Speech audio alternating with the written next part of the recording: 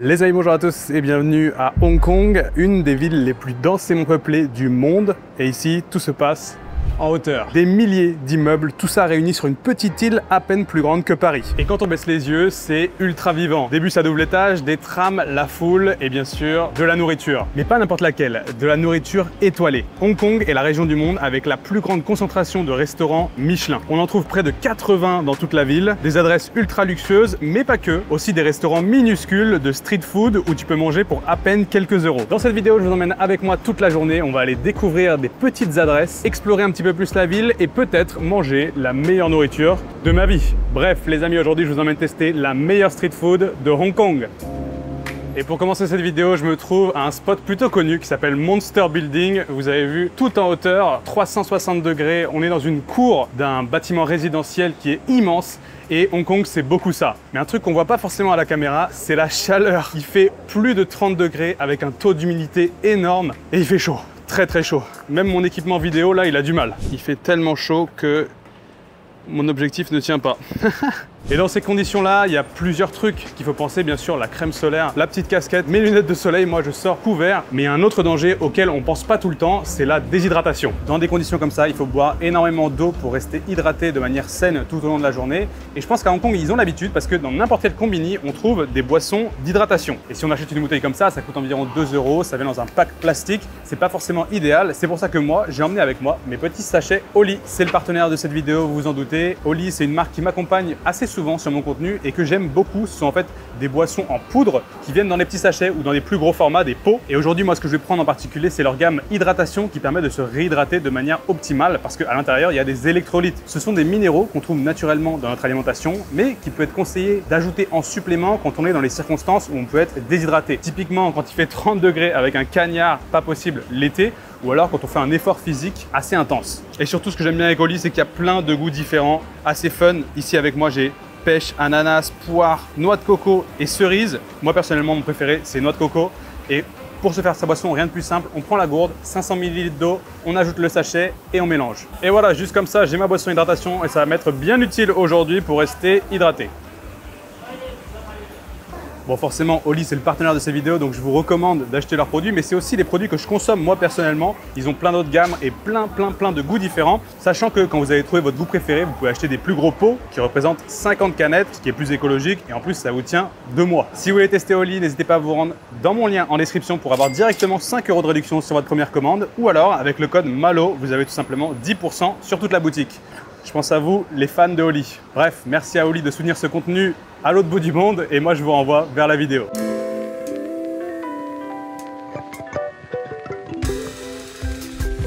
Bon, maintenant on se dirige vers le premier restaurant de cette vidéo et pour ça je prends un bus à double étage. Forcément l'héritage de la culture anglaise. Ici à Hong Kong, c'était une ancienne colonie anglaise et ça se ressent de fou. Que ce soit les taxis, les trams en train de passer juste là et les fameux bus à double étage. J'ai réussi à choper une place juste devant, donc là j'ai la vue, c'est magnifique. Mais je commence à avoir faim, il est 14 h.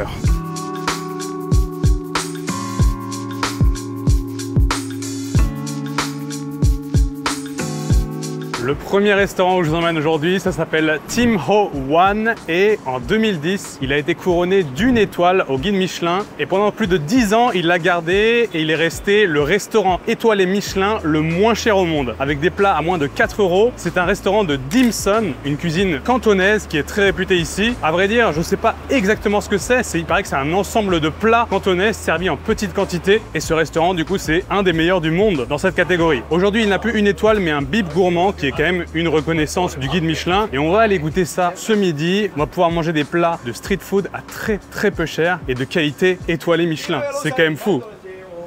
Je sais pas ce qu'il chante le monsieur à côté de moi mais ça a l'air sympa. Et bah c'est là, ok. No queue, oh ça m'intéresse ça je suis content, il n'y a pas la queue. Can I go this way? It's okay? Okay, no problem. Oh, thank you. What do you recommend? What is good here? Elle m'a pas répondu. Et ça y est, me voici attablé au premier restaurant. Tout de suite, on m'a apporté le menu en papier. Et en fait, il y a les recommandations directement sur le menu. C'était bien utile. Et avec un stylo, j'ai pu cocher ce que j'allais prendre. Déjà, le fait que j'ai pas attendu pour être assis, c'est top. J'ai fait 50 minutes de bus pour arriver ici. La dernière chose que je voulais, c'était faire la queue. Donc là, c'est parfait. Et regardez un petit peu l'ambiance dans le restaurant. C'est très chic, j'ai envie de dire, pour un restaurant de street food, entre guillemets. En tout cas, c'est ce genre de nourriture qu'on pourrait trouver dans la rue, dans les night markets le soir. Et donc, les dim sum, si j'ai bien compris, ce sont des plats cuits à la vapeur qui viennent dans des petites boîtes en bois. Et donc, j'en ai commandé un assortiment, on va pouvoir goûter. J'ai aussi pris une boisson, ça a l'air délicieux, vraiment. Le premier plat vient d'arriver, ce sont 3 petits pains qui sont cuits au four et ça a l'air vraiment délicieux. Je vais vous dire un petit peu ce que c'est. Il y a marqué déjà Signature Baked Barbecue Pork Buns. Alors, ce sont de petits pains cuits au four et qui sont fourrés au porc barbecue, mélangés avec une sauce spéciale un petit peu sucrée à ce qui paraît. On dirait des petites brioches mais c'est salé et avec ça, j'ai commandé ma petite boisson. C'est un espèce de thé glacé au citron, parfait pour commencer. Waouh, oh, c'est sucré. Je pense qu'il fallait que je mélange. Il y a tout le sucre au fond. Bon, commençons par ce petit pain fourré. Ça a l'air délicieux, vraiment. Là, comme je vous disais, on dirait un petit peu une brioche, mais ne vous y méprenez pas, c'est bien de la nourriture salée. Allez les amis, bon appétit. Itadakimasu.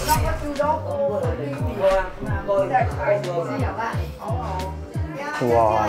Cette bouchée est divine. À l'intérieur, on a effectivement du porc.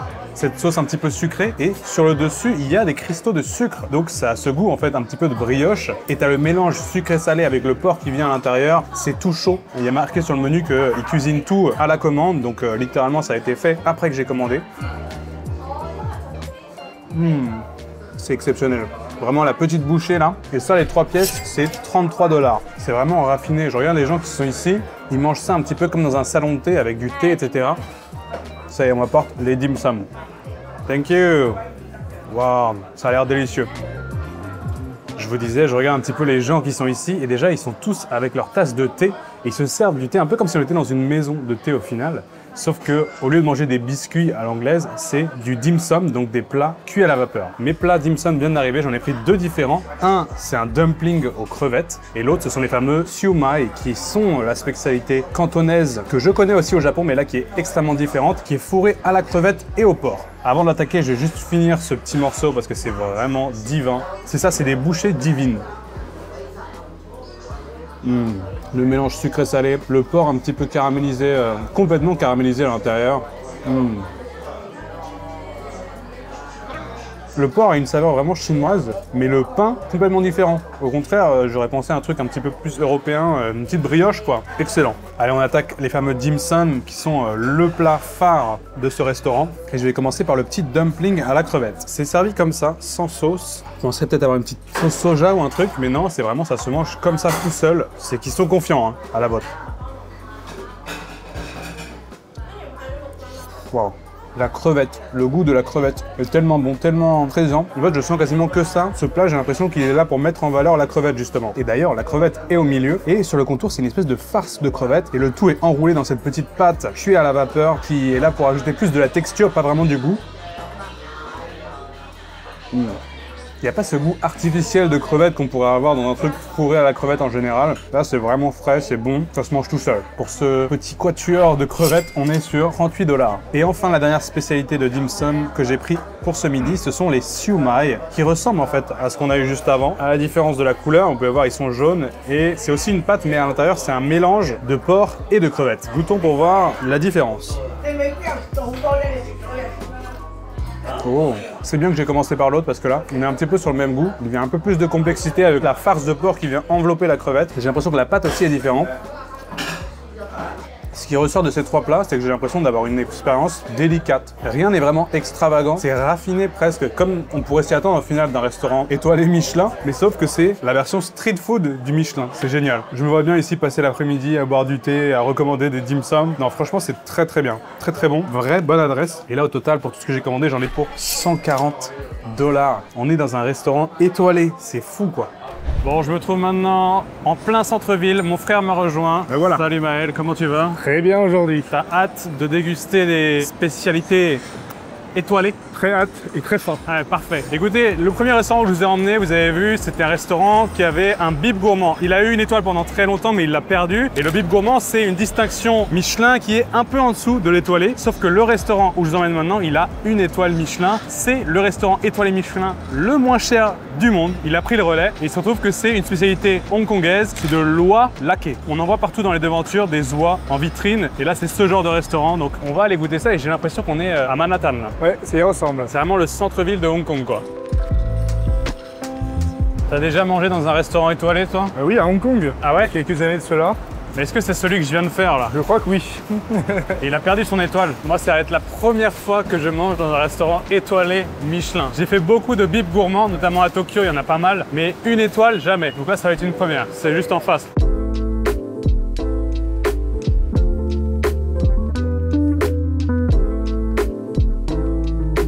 Ça y est, on arrive dans le restaurant, on va essayer de choper une table pour deux. Oh non, ça va, il y a de la place. Partout. Voilà, c'est bien ça. Petit comptoir. Ah, thank you. Ah ouais, ça arrive direct, gros. Bon, on vient d'arriver dans le restaurant. Comme par hasard, on est arrivé en même temps que tout le monde, littéralement. Heureusement, on a pu commander vite fait avant le troupeau. Et il y a l'air d'avoir des recommandations pour si t'es une personne, deux personnes, trois ou quatre. On a pris la recommandation pour deux. Je vous ai même pas trop dit ce que c'était que ce restaurant, mais c'est un restaurant de canard laqué, du coup. Enfin, c'est pas du canard, c'est de l'oie. Je sais pas si c'est de l'oie ou du canard. Ouais. C'est de l'oie. Il est marqué half goose. Et du coup, on a pris deux petites recommandations, à savoir ceci, qui doit être un quart de oie. On a du riz, on a de la soupe de nouilles et on a un dernier truc qui arrive. C'est plus cher que ce que je pensais. C'est peut-être pas le restaurant Michelin étoilé le moins cher du monde, comme je vous disais tout à l'heure, mais ça reste vraiment abordable pour de l'étoilé. Par contre, la vitesse à laquelle c'est arrivé, exceptionnel. T'as vu, 2 minutes, pas plus. Ouais. On a tout reçu, ça y est. Et en fait, le premier truc qu'on a reçu, c'est du porc barbecue. Ouais. Ça ressemble peut-être à ce que j'ai mangé dans le premier restaurant, dans les petits buns. Alors déjà, c'est fou parce que la couleur de la viande, on dirait que ça a été caramélisé sur tout le contour. Regardez-moi ça. Et ici, on a notre oie et en fait une pâte d'oie. Toi, t'as pris une soupe de nouilles. Ouais, qui a l'air vraiment pas mal. Ouais. Et moi, j'ai juste pris ça avec du riz et je t'avoue que je regrette en voyant ta soupe. Ouais, elle a l'air bon. Attaque Maël, moi, je vais me renseigner sur qu'est-ce que c'est que ce plat en particulier. Et encore une fois, ouais. On n'a pas de serviette.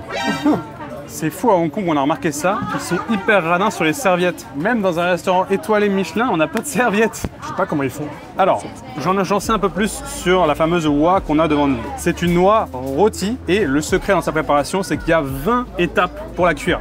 Ah oui. Donc d'abord c'est mariné dans une recette confidentielle, mais ça inclut du soja, des épices, de l'huile de sésame. L'oie est pendue et grillée, souvent au-dessus de braise, ce qui donne une peau ultra croquante, on peut voir déjà, et dorée. C'est une cuisson lente, donc en général ça veut dire que la viande à l'intérieur elle est hyper tendre. Ouais. Ça c'est divin, en général c'est plus sur du porc. Donc là sur de l'oie on va voir ce que ça donne. Et voilà, et comme je peux lire derrière moi, ça fait 11 années consécutives qu'ils ont réussi à garder leur étoile Michelin. Bon, et si on l'attaquait, les amis, bon appétit. Itadakios. Tu veux commencer par quoi? Le porc, moi, il a l'air exceptionnel. Vas-y, on commence par le porc, tous les deux, comme ça on a notre avis. Voilà à quoi il ressemble. Oh, c'est fou. On dirait presque un bonbon, tellement c'est sucré, tu vois. J'ai jamais mangé de la viande comme ça. C'est caramélisé tout autour. On a l'impression de manger presque un bonbon au caramel, sauf que le cœur, c'est de la viande tendre. Aussi confit qu'un confit d'oignon. Un confit de porc. Ouais, c'est ça. Non, c'est délicieux. Wow. Bon, moi je peux pas attendre, mais je suis obligé de. Tu vois, je suis en train de zioter l'oie depuis tout à l'heure. Je t'en prie, vas-y. Regarde la peau, en fait, on dirait une chips. Ça, c'est la peau là. Regardez la peau.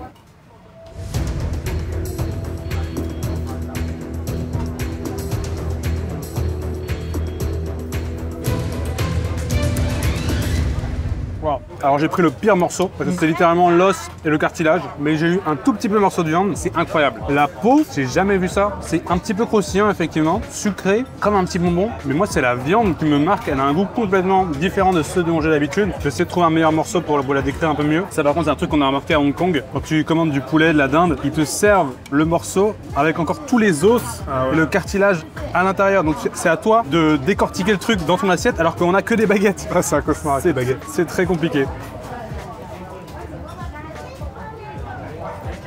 Voilà, j'ai eu un morceau de viande. Waouh, c'est tellement délicieux. En fait, tu vois, ça baigne dans l'huile. On sent que c'est vraiment gras, mais c'est l'équilibre parfait entre le côté viande, un petit peu, tu vois, à l'intérieur, le contour croustillant sucré, le gras qui arrive derrière. Ça enveloppe le tout. C'est peut-être la viande la moins sèche que j'ai mangée. Ouais, c'est clair. Vraiment, ça passe tout seul, quoi.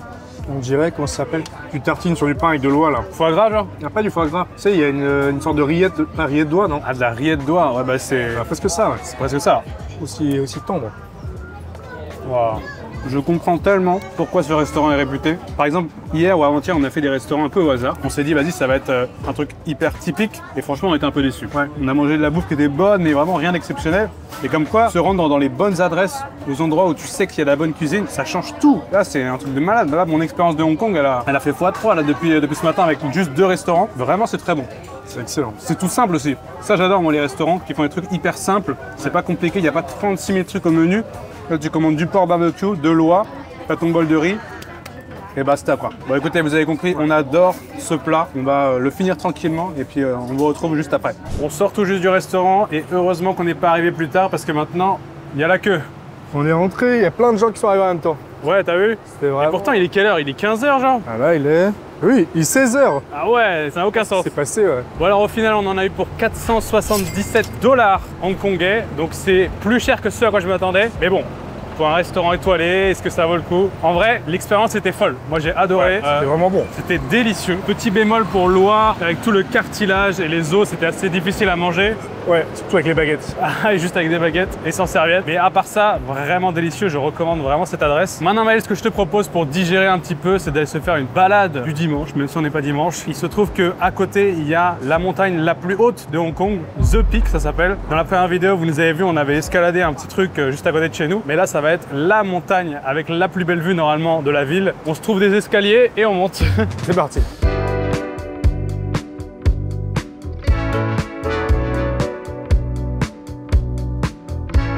Il y a un tram pour monter là-haut, mais vu la queue qu'il y a, c'est mort. Il y a peut-être une demi-heure d'attente juste pour monter dans le tram. J'ai l'impression que c'est aussi une attraction touristique. Donc qu'est-ce qu'on peut faire, Maël? Je pense qu'on va prendre le bus, hein. Ça pose pas les bus. On va devoir monter à pied? Non. Oui, voilà, il y a un bus. Wow, il fait des zigzags ton bus là. Hein. Ça, c'est du trajet. Et ben c'est parti.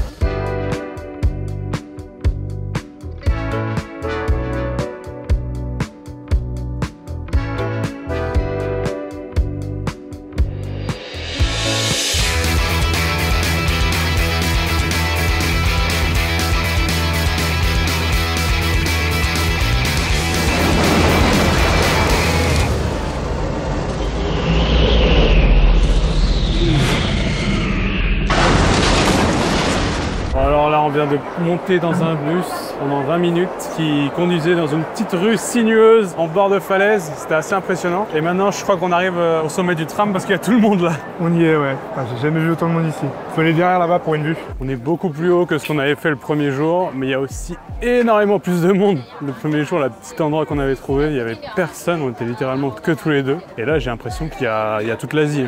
Tout Hong Kong et aussi toute la Chine. On voit beaucoup de touristes chinois. Wow, mais par contre, la vue est imbattable. Vraiment. Et là, on voit tout Hong Kong, quoi. Ouais. Littéralement, c'est...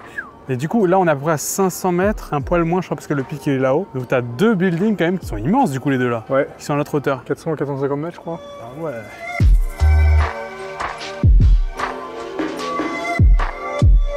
Bon, on s'est éloigné un petit peu de la foule. On a réussi à récupérer de l'eau. Malheureusement, pas de fontaine ici, il n'y a que les combini. Ouais. Problème des lieux touristiques, hein. Il faut payer. Et combien on a payé? 23 $. 23 $ pour une bouteille d'eau, ils se font plaisir. Bon, c'est l'occasion de refaire le plein de ma gourde Oli et je voulais absolument te faire tester parce que toi, tu n'as jamais goûté Oli. Oui. Et là, j'ai avec moi 4 paquets hydratation, ça va être parfait là pour rester hydraté. J'ai pêche, poire, cerise et ananas. À tes souhaits. Je suis chaud pour poire. Hein. Poire, c'est ok. assez rare. Bon, normalement l'avantage c'est que tu te sers dans une fontaine et puis t'as pas besoin de payer ton eau quoi. Et t'as pas besoin d'avoir la bouteille en plastique. Mais là, on était pris de court. Tiens, goûte. Alors... Et je veux ta réaction la plus honnête possible. Comme s'il n'y avait pas de caméra. Je veux vraiment ton ressenti direct. Il a dit Un peu acide. Ouais. La poire est légère. Ouais. Mais le goût est vraiment bon. C'est pas sucré. C'est sans sucre, ouais. Il est pas mal celui-là. Ouais, très bon. Et là, regardez, on est déjà tombé sur une vue. En fait, on a trouvé une espèce de balade qui fait le tour du Victoria Peak. Il y a moins de touristes parce que les gens, ils ont la flemme de marcher, donc c'est parfait pour nous. On peut presque voir les rochers où on était, je pense. On était tout en face. Ah, en début de semaine? Ouais. Ouais, t'as raison, je crois qu'on était juste là. À chaque détour de ce trail-là, on a des vues, mais 180 degrés sur toute la ville.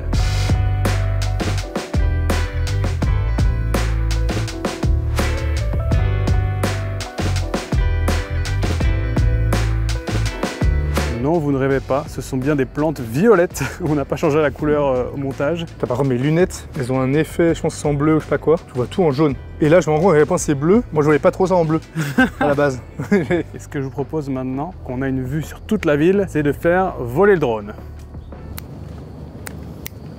Tu y arrives, toi? J'arrive pas.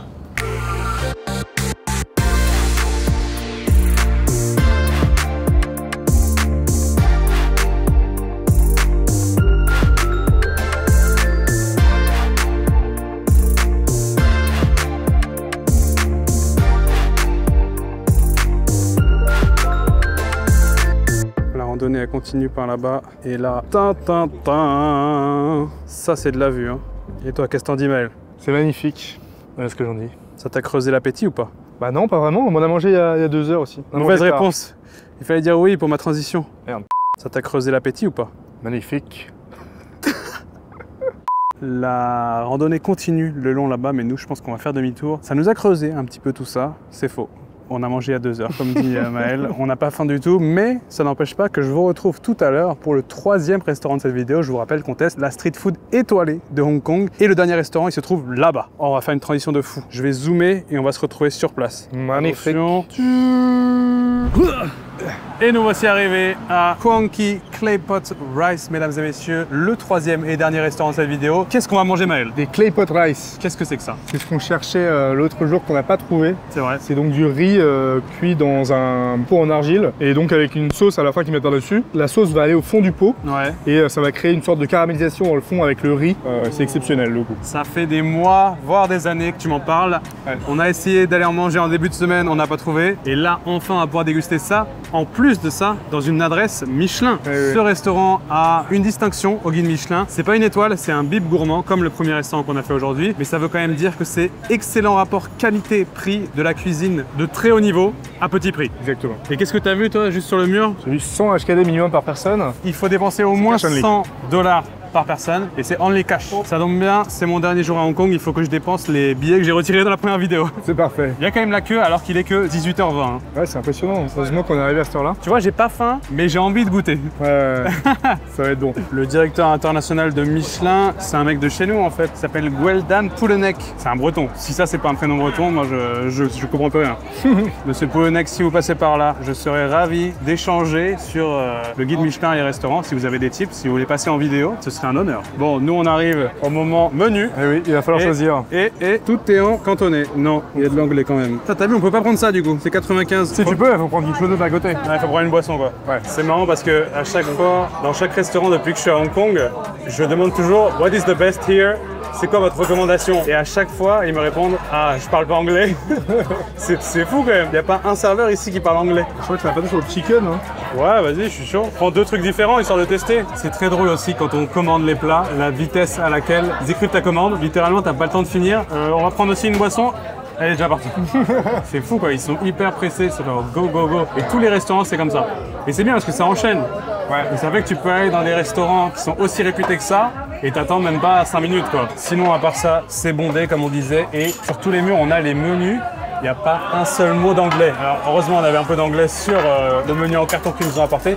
Mais sinon c'est que en cantonais. On est vraiment dans un établissement à la bonne franquette. Et ça vous savez, c'est ce que j'aime. Yeah, ça en fait. C'est de la bière chinoise? Je sais pas du tout. Vraiment German.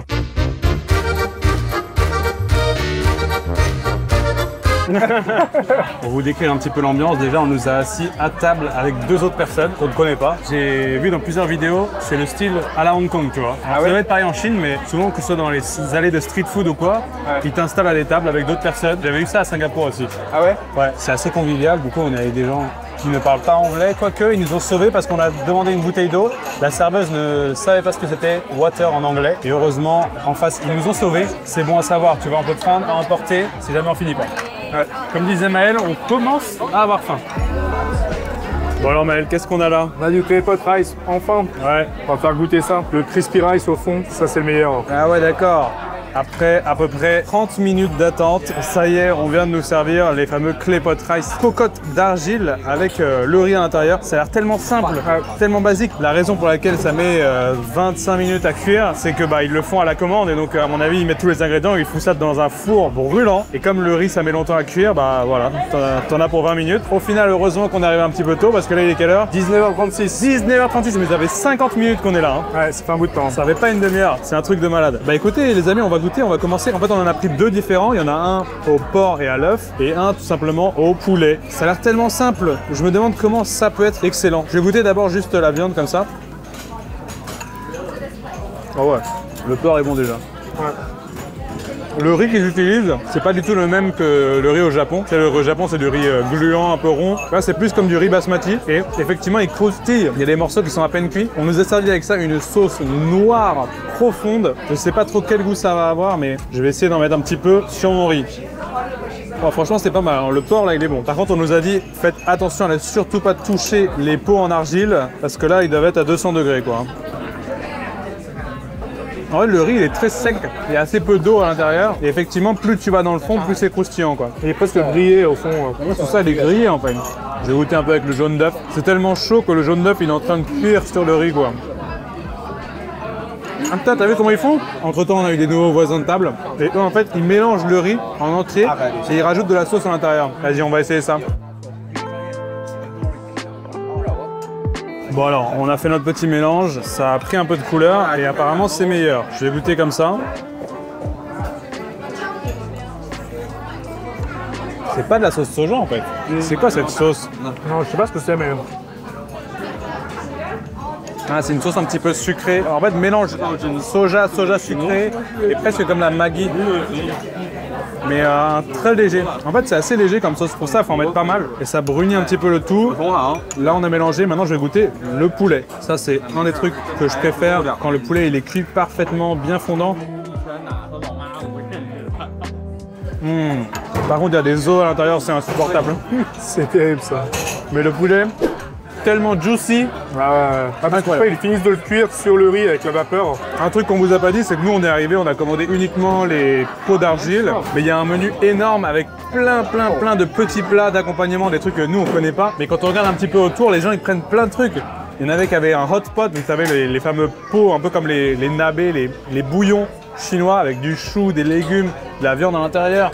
Quand tu regardes un petit peu, il y a plein d'accompagnements. Je vois des brocolis derrière, je vois des plats de légumes, de friture. Et en fait, ici, j'ai l'impression que c'est presque aussi comme un bar. Tu viens pour boire ta bière et tu discutes, ça papote. Vous voyez l'ambiance autour de nous, c'est assez bruyant. Ça me fait penser un peu aux izakaya qu'on a au Japon. Avec de la meilleure bouffe quand même. Ça dépend les adresses. T'as des très bons izakaya au Japon aussi. Ah ouais, t'as des trucs luxe, tu vois, en izakaya quoi. Mais j'avoue que c'est bon ça cale bien, c'est simple, il n'y a pas à en faire des caisses. J'aurais bien goûté d'autres trucs, tu vois, je me rends compte que là on a vraiment pris des trucs basiques. Et en fait j'essaye de comprendre d'où est-ce que vient ce bip gourmand, tu vois. Je pense que c'est dans le plat. Et toi qui as goûté d'autres clay pot rice, c'est comment ça? Honnêtement, dans mes souvenirs, c'était meilleur ceux de Fairwood. Ah ouais? Ah ouais. Parce qu'en fait ils mettent la sauce par-dessus pendant la cuisson. Et la sauce elle tombe jusqu'en bas dans le riz. Et ça fait vraiment une croûte qui a un goût, tu vois. Alors là, c'est une croûte nature. Après, là, je suis en train de voir comment les mecs ils font en face. On fait pas bien, hein. Regardez, ils ont vraiment bien mélangé. Et j'ai aussi l'impression qu'ils ont pris celui au bœuf. On va remettre un petit peu de sauce, on va mélanger tout ça et on va finir notre repas tranquille. On se retrouve dehors pour vous dire combien on a payé. 270 $, 1h15 passée dans le restaurant pour manger un pot de riz avec un petit peu de viande. Bon, je veux bien que ce soit traditionnel, je veux bien que ce soit un truc authentique hongkongais, mais là je vous avoue que je commence à questionner un petit peu le bip gourmand. C'est pour moi le plat le moins fort de cette vidéo, largement. Un peu déçu, je vous avoue, ça manquait de goût, ça manquait de facilité à manger. Tu sais, les morceaux de poulet, il y avait des os à l'intérieur, et même au final, la partie cramée que tu m'avais si tant vendue, elle avait goût de cramé quoi. Mais oui, je suis assez triste parce que dans mes souvenirs, alors je sais pas si c'est mes souvenirs qui me jouent des tours, c'est ce restaurant en particulier qui est moins bon que ce que j'avais l'habitude. Ouais. Et dans mes souvenirs, il y avait vraiment un goût de sauce soja au fond avec le riz qui était grillé et ça donnait vraiment un goût très fort, qui était vraiment bon. Ouais. Et là, on retrouvait pas ça, c'était un peu neutre, ça manquait de goût, assez déçu finalement. Ouais, déçu. Au final, quand on vient comme ça à l'étranger, dans des pays qu'on connaît pas, c'est vrai que le guide Michelin, c'est une bonne base pour trouver des bonnes adresses, des trucs où tu sais que ça va être de la bouffe de qualité, mais ça peut pas être toujours un 100%, tu vois. Ça peut pas être un sans faute à chaque fois. Et là, bon, je vous avoue que moi, je suis un petit peu mitigé, mais au moins, on aurait eu 2 autres très belles adresses. C'est vrai que sans ce guide, on n'aurait pas pu trouver. Après, le guide Michelin, ça reste un truc de chez nous. Ça a été lancé, je sais plus si c'est en France ou aux États-Unis, mais c'est vrai que là, on se retrouve en Asie, à l'autre bout du monde. Ici, ils n'ont pas attendu le guide Michelin pour faire de la bonne bouffe. C'est pour ça, moi, je dis ça, j'habite au Japon et au final, tous les restaurants que j'adore, il y en a 0 qui ont une récompense Michelin et pourtant, il y en a plein qui en mériteraient. C'est pas une fin en soi d'avoir une récompense au guide Michelin, mais c'est un petit plus et c'est un truc sympa à avoir et à regarder quand on cherche une bonne adresse dans une ville ou un pays qu'on connaît pas. En tout cas, voilà, c'est fini pour cette vidéo. C'était la street food étoilée de Hong Kong. On aura quand même trouvé des petites pépites et puis cette montée jusqu'à The Peak, ça valait le coup. C'est clair, c'était beau. Maël, merci de m'avoir accompagné pour cette vidéo. Avec grand plaisir. La prochaine fois, ce sera peut-être dans une autre destination, quelque part dans le monde.